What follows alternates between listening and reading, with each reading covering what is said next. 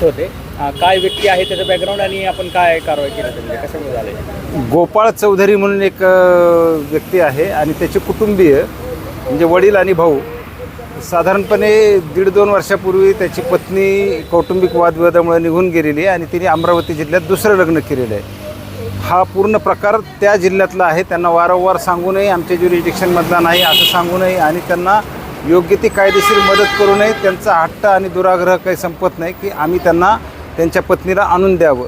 त्यामुळे ते सातत्याने उपोषणाला बसणे आणि आत्मदहनासारखी आंदोलनं करतात. असं प्रत्येक राष्ट्रीय सणाला ते करतात. कालही त्यांनी तसंच आम्हाला निवेदन दिलेलं होतं.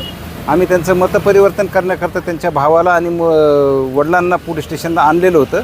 पोलीस स्टेशनला सर्व कर्मचारी बंदोबस्तामध्ये निघून गेलेले आहेत, बिजी आहेत हे बघून पोलीस स्टेशनला उपलब्ध असलेल्या PSOशी त्यांनी वादावादी केली, झटापट केली, त्यांच्यावर अटॅक केला आणि ते तिथून निघून गेले.